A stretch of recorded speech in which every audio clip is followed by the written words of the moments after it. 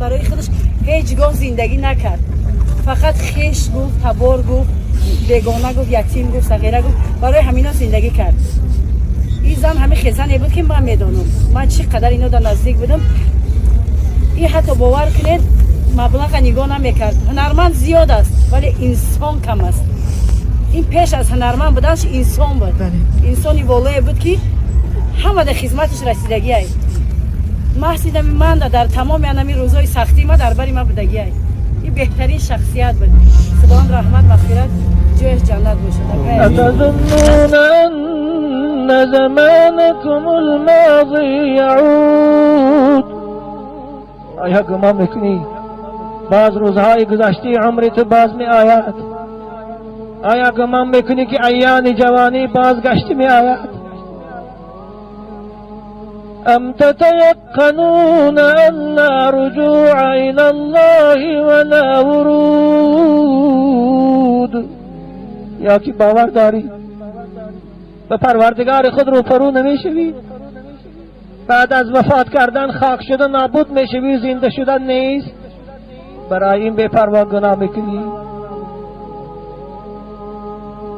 هیهات هیهات كلا والله لتموتن ثم لتبعثن ثم لتسألن عن القيام والركوع والسجود. هیهات، این خیال خام است.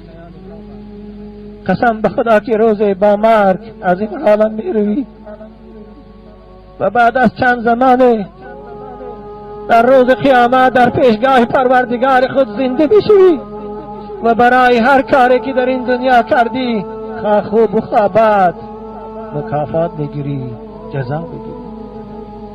و ما من خطوة خطختونها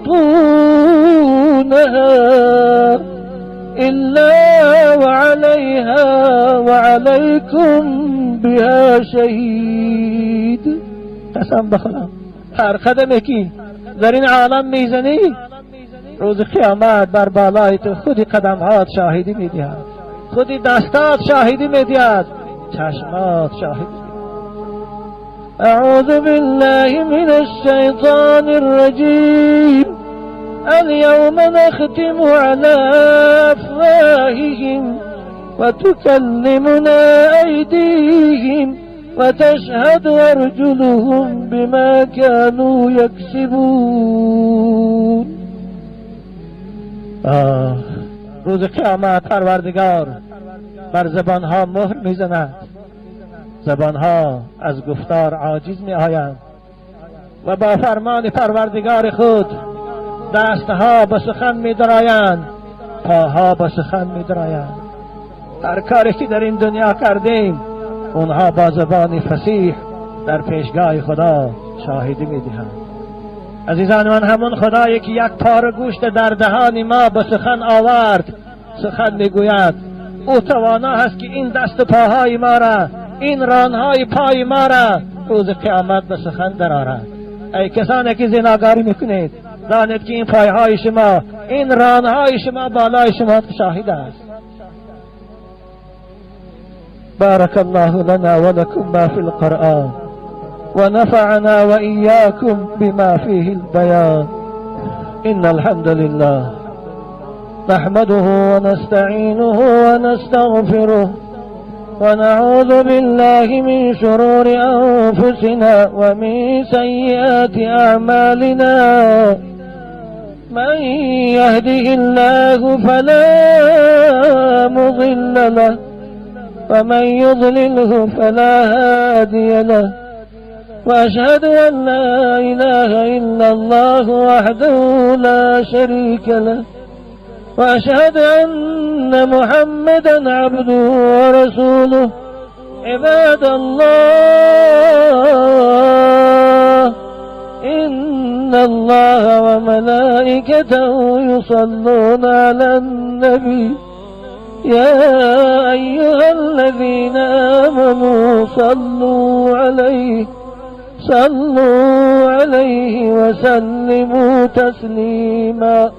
اللهم صل على محمد وعلى آل محمد كما صليت على إبراهيم وعلى آل إبراهيم إنك حميد مجيد.